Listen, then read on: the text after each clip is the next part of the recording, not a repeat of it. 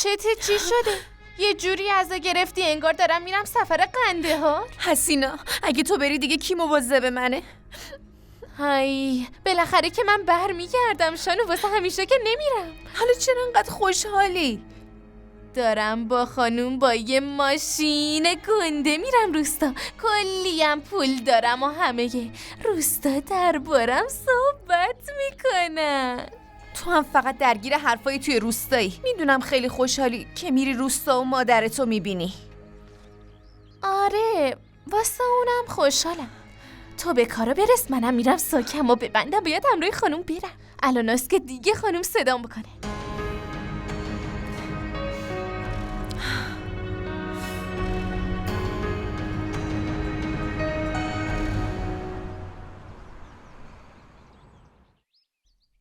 احمد میخوای بری روستا؟ اون وقت به من هیچی نگفتی؟ این سوالو باید از خودت بپرسی، نه از من. میدونی یه زمانی بود که از صمیم قلب منو دوست داشتی، اما الان دیگه برات اهمیتی نداره. تو ازم دلخور بودی. شاید به خاطر همینه که بینمون فاصله افتاده. جالبه. اگه ناراحت نبودم سعی میکردی بهم نزدیک بشی؟ اینطوری نیست احمد. من نمیتونم ازت دور باشم. ولی الانم بهم نزدیک نیستی.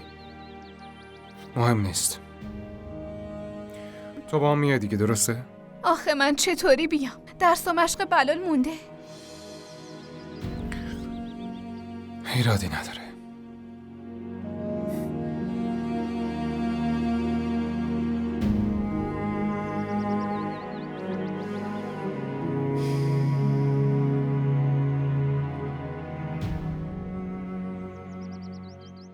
دخترم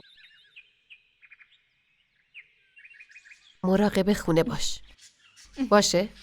عمو جان ما چند روزی داریم میریم سفر. شما مراقب عمارت باش.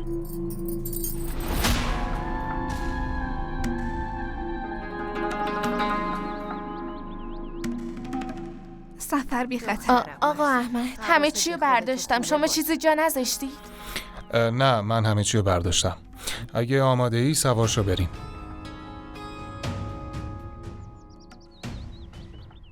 اصلا نگران من و احمد نباش.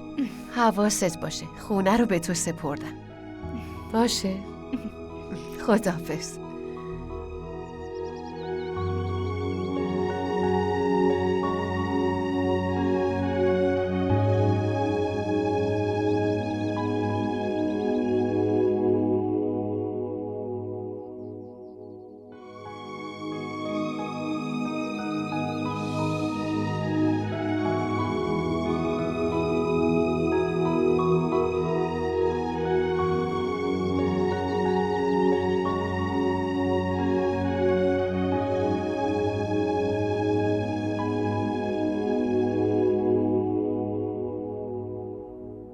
فکر کنم خیلی به علنگو علاقه داری. خانوم من و مامانم جفتمون عاشق علنگوییم. هر وقت مامانم ناراحت بود بابام براش علنگو می آورد که مامانم رو راضی کنه و مامانم سری راضی می شد.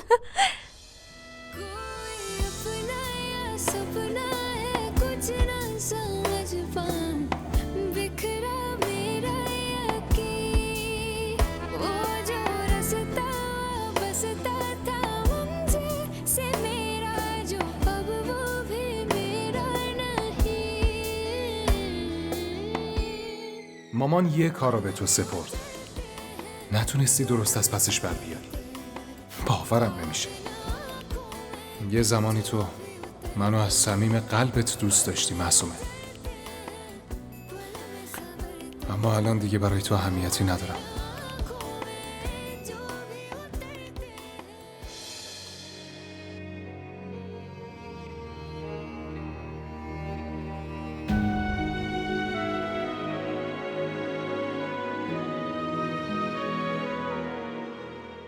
حتما الان اونا تو راهن.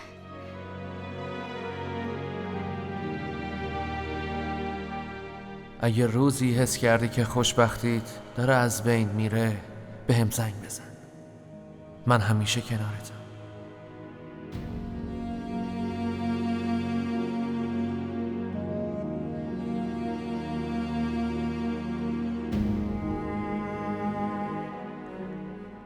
راستشو بگو ببینم، دقیقاً به چی امید بستی؟ چند روزم گذشته، نه زنگ زده نه پیامی داده.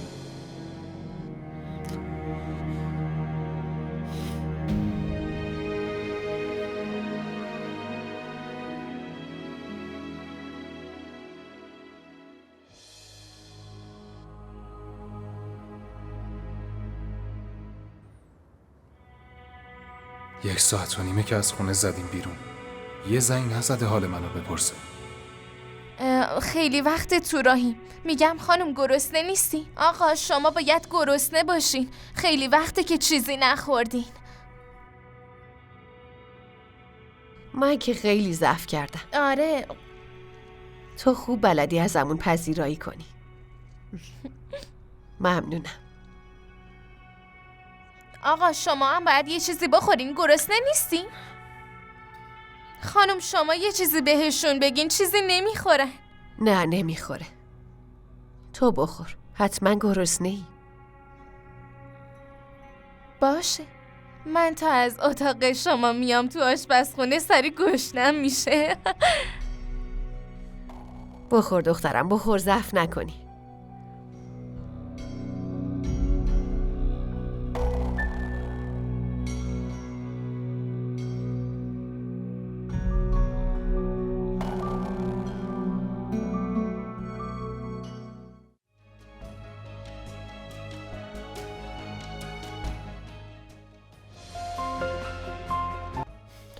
الو، معصومه خودتی؟ خیلی منتظرم گذاشتی. چی شده معصومه؟ چرا هیچی نمیگی؟ چرا انقدر ساکتی؟ یادت رفته توی دانشگاه چقدر خوب با بقیه بحث میکردی؟ همه استادا رو ساکت میکردی. شاید نفرین اونا منو گرفته. همون ساکتم کرده.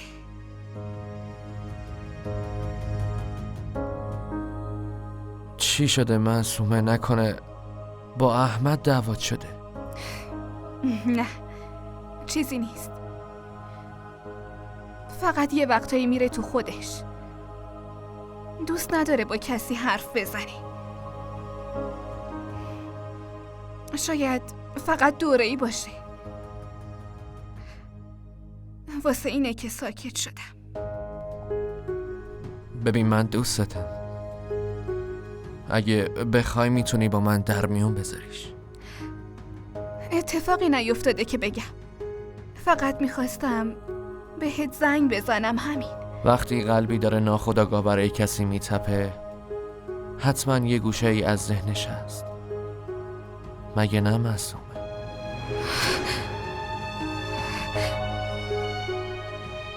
معصومه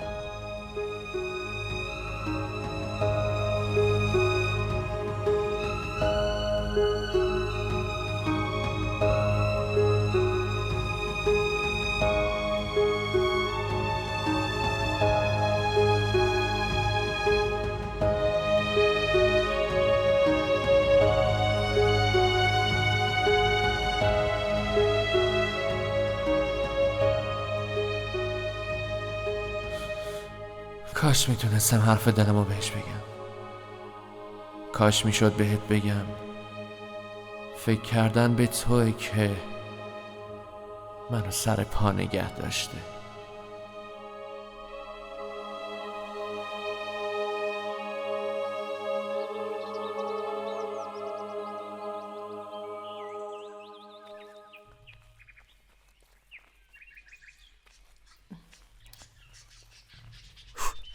مامان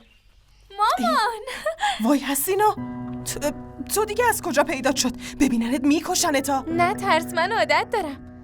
با آقا و خانم توی یه ماشین بزرگ اومدم روستا. من تو اون عمارت اعتبار دارم. کسی جرأت داره دستش به حسینا بخوره؟ چرا ماتت برده مامان؟ دخترت برگشته خونه؟ یکم به هم احترام بذار. آخه من چطوری به تو احترام بذارم؟ ای بابا مامان، یه مرغ کاری بپز، یه بزی سر ببر. میخوای همین آتا آشغالا رو به خوردن بدی؟ گوش کن بینم. بابات که واسه من مال و منالی نذاشته که بخوام به مناسبت ورودت مرغ کاری بار بذارم. ها؟ مگه تو عقل نداری؟ مامان چقدر حرف میزنی، عادتته. من میرم دراز بکشم. اینقدر حرف نزن بابا، غذام خراب شد.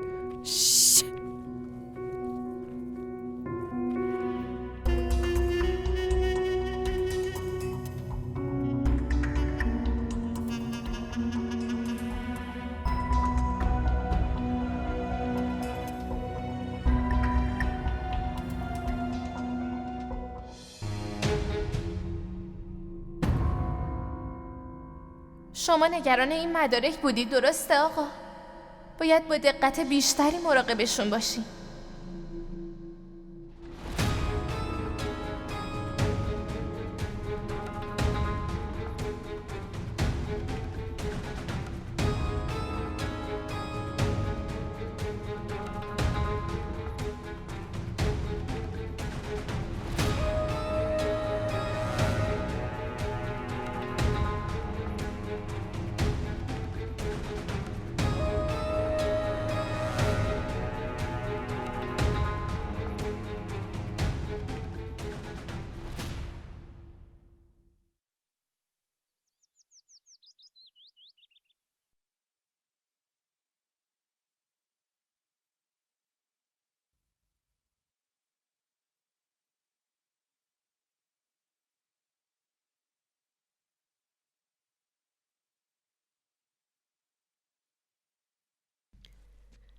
چی شده؟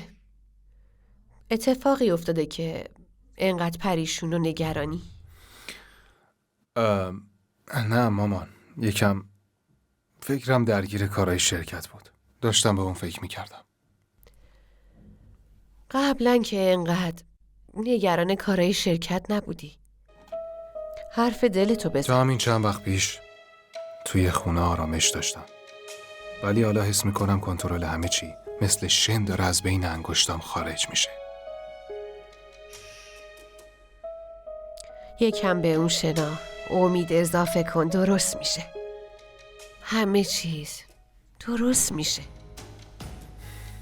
همه مشکلات و مسائلی که باعث نگرانی تو شدن همشون موقتی هن. میگم مامان، پس این دختر حسینا کجاست؟ مگه نیومده بود از شما پرستاری کنه؟ کجا غیبش زده؟ اون همیشه حواسش به ما هست. بهش گفتم بره دیدن مادرش تا فردا صبح بر میگرده. حتما خیلی خسته ای.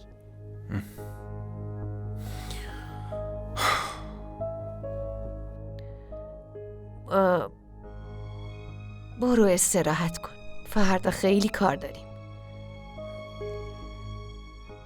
احمد پسرم، اینقدر به خودت سخت نگیر.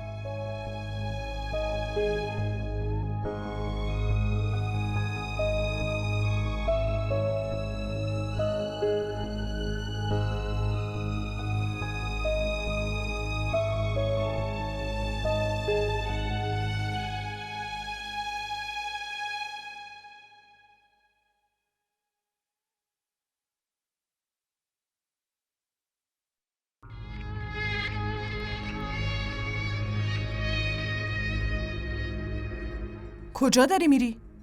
میرم عمارت خودم. ها؟ عمارت خودت؟ سرت از رویاهات بکش بیرون. تو حسینا یا حسینا؟ مامان اتفاقا خوب یادمه که کی هستم. من حسینا، کسی که کافیه فقط یه نیم نگاه بندازه تا همه آدما تک به پاش بیافتن. تو درست بشو نیستی حسینا، درست نمیشی. حق با تو مامان. تو این نخود لوبیای پوسیده رو بخور، تو سرنوشتت نوشتن. من میرم عمارت خودم و مرغ میخورم. حسینا!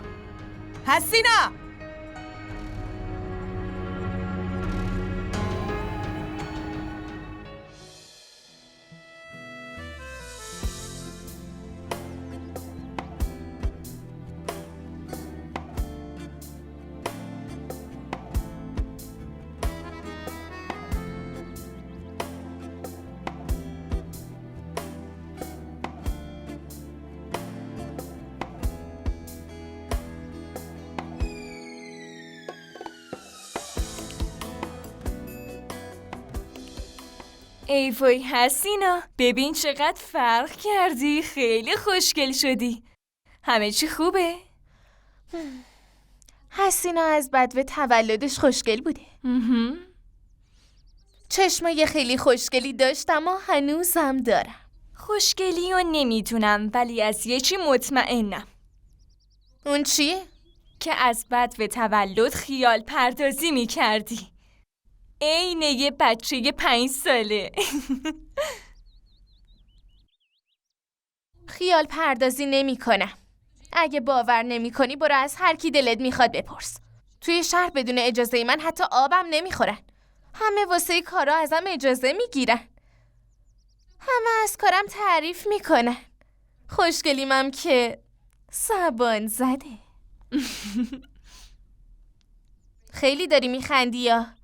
اگه حرفمو باور نمیکنی برو از هر کی که میخوای بپرس. اون وقت جوابتو میگیری.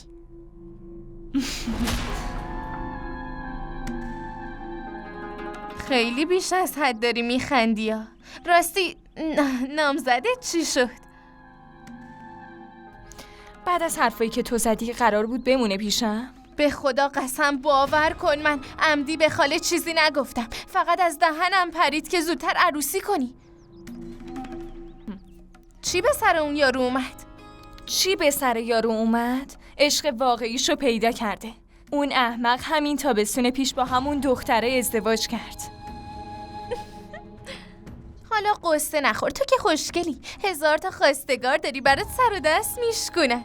برو یکی دیگر رو پیدا کن، اونو ولش کن. من فکر کنم خانم منتظرم باشه. بعداً با هم حرف میزنیم.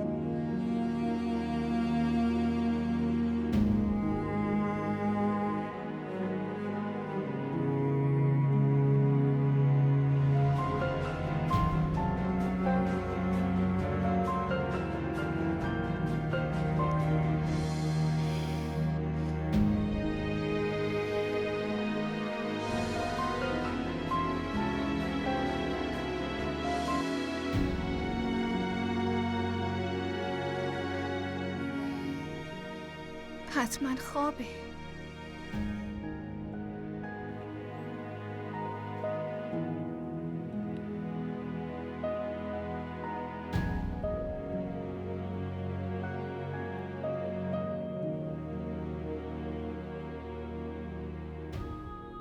تو خیلی تغییر کردی معصومه. قدیما انقدر زنگ میزدی تا بالاخره گوشی رو جواب بدم. تو حتی نمیتونی فکرشو بکنی که چقدر از دیشب تا الان منتظر تماستم.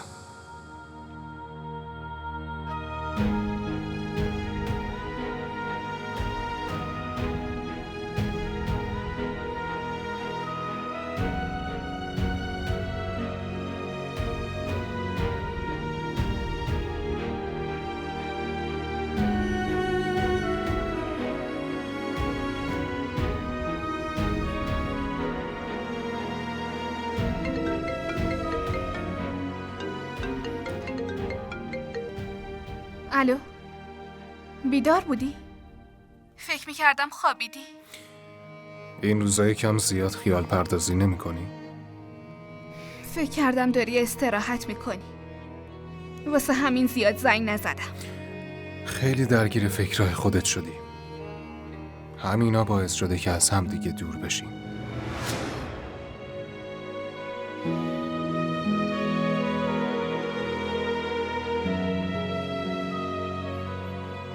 فکر کنم همین الانم غرقه فکر دیگه شدی. مراقب خودت باش. خداحافظ.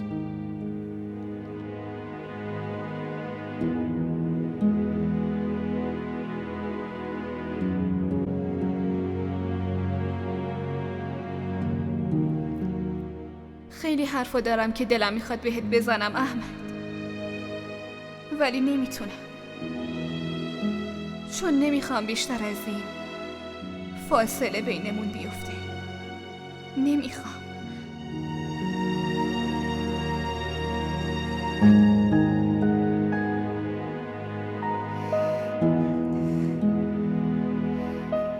دیگه وقت رفتنه.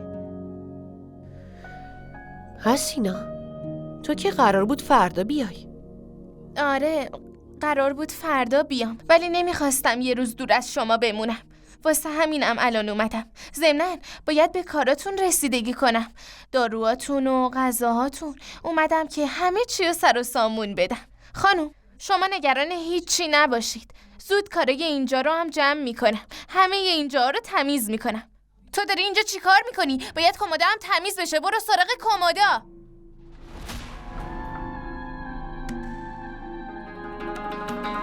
خانم، فکر کردم بد نیست که یکم از اون توی گردگیری کمک بگیریم. هرچی بیشتر کارو جلو ببریم سلما هم خوشحال تره. خیلی خوب.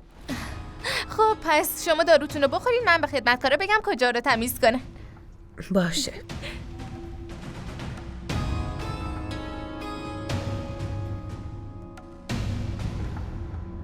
وایسا. بله، این چای رو برای کی میبری؟ برای آقا احمد. خب صبر کن. بدش به من. مگه بهت نگفتم کمدو تمیز کنی؟ کردی؟ نمیخواستم چای رو ببرم بعد تمیز کنم. تو برو گردگیری کن، من خودم اینو میبرم. برو. باشه.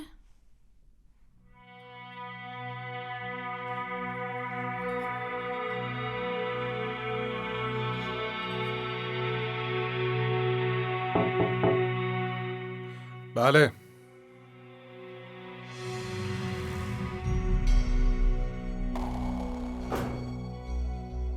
آقا، براتون چای آوردم. حتما سلما خسته است، واسه همین من با دستای خودم براتون چای دم کردم.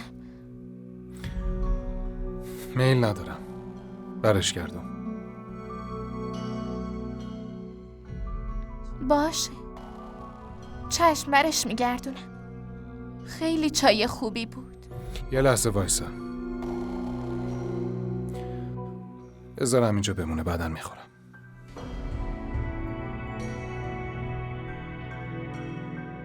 مگه میشه چایی که حسینه آورده رو نخورد؟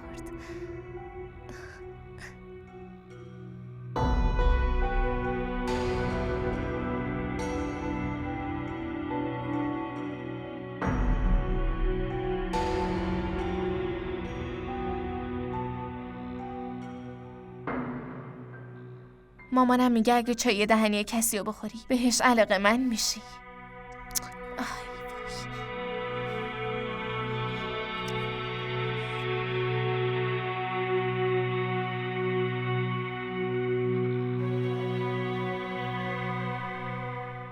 بلال پسرم، چرا اینقدر غلط املایی داری؟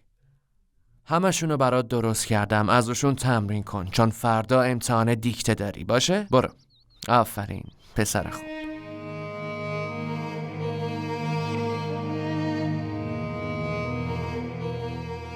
چی شده معصومه؟ بازم که ساکتی؟ فراز، فکر میکنم کار درست نبود که زنگ زدی. چرا؟ این کار اشتباهه. کجاش اشتباهه؟ یه نفر با دوستش تماس گرفته، کجاش اشتباهه؟ من که نمیتونم اینطوری ناراحت ببینمت.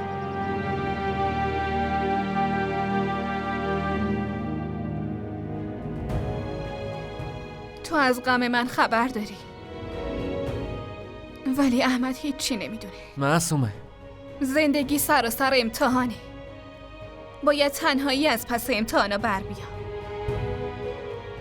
گاهی هم باید خودمو پنهان بکنم.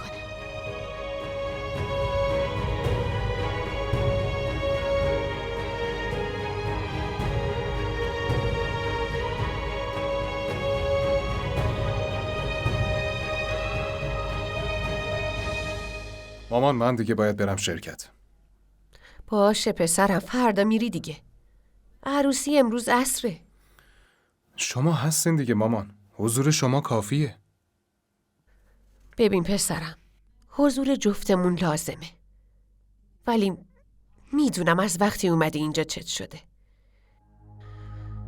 میفهمم دلت خیلی برای بهلال و معصومه تنگ شده.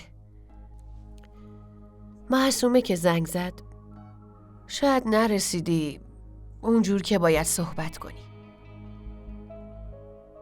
عادتهای بچگیت هنوز تغییر نکرده. وقتی از یکی ناراحت میشی ارتباطتو باهاش قطع میکنی. حالا یکم برو بیرون و با بقیه معاشرت کن. مامان جان اصلا حوصله این چیزا رو ندارم. خواهش خب میکنم. گاهی وقتا باید علیرغم بی‌حوصلگیت برای خوشحالی دیگران یه کارایی بکنی. برو یه خورده تو روستا بچرخ. مردم رو ببین، باهاشون صحبت کن. یکم حال و هوا عوض میشه. اینقدر به خودت سخت نگیر پسرم. همه چی درست میشه. باشه.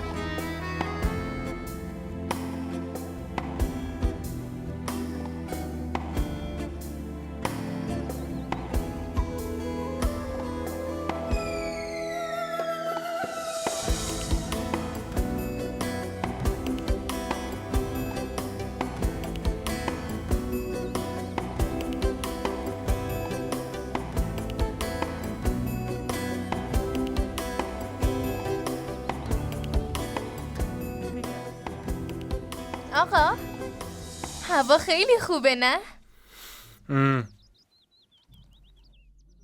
کجا میرین؟ میشه باهاتون بیام؟ میگن اگه کسی همراهت باشه و مجبور نباشی باهاش حرف بزنی در کنار اون آدم آرامش داری. شما دوست دارین باهاتون بیام؟ اینو نگاه کنید.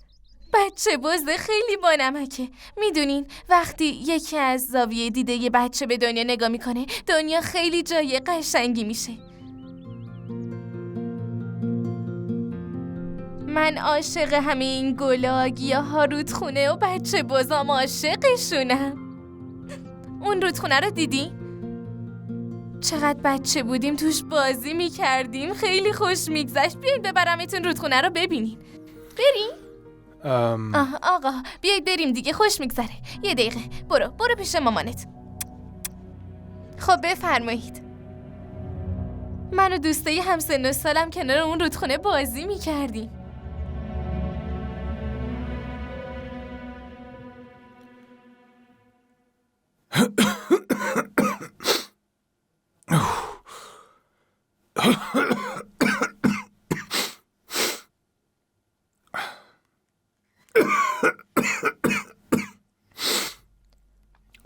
وای آقا حالتون خوب نیست؟ آقا براتون سوپ داغ آوردم، بفرمایید بخورید. نه نمیخورم، برش گردون. آقا احمد من توی روستا مریض می شدم، مامانم از همین سوپ واسم میپخت. اینو بخورین بهتر میشین، سرماخوردگیتون خوب میشه. گفتم که نمیخورم. آقا احمد لطفا این سوپ بخورید، بهتر میشین. قول میدم بهتر میشین. بخورین.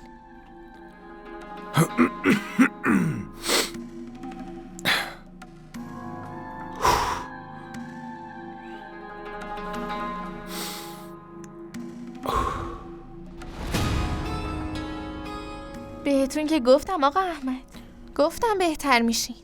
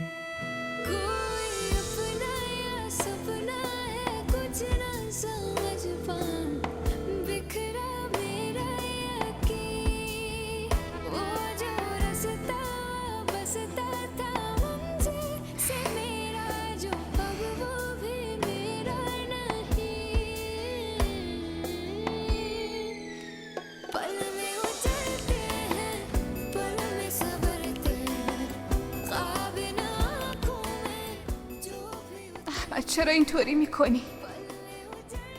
منم دلم میخواد تو به من محبت کنی.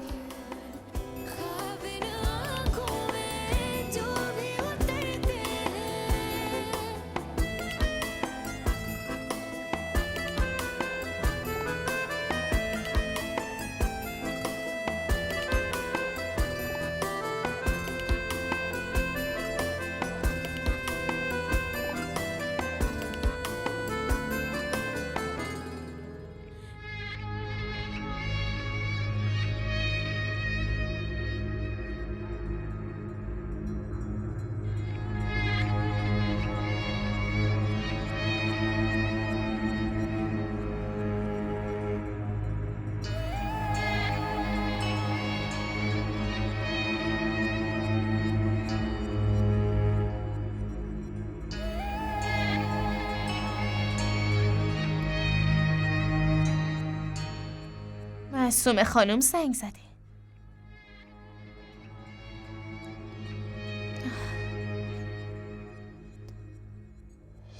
آقا مثل این که ای وای آقا احمد، ای بابا آقا احمد. معصومه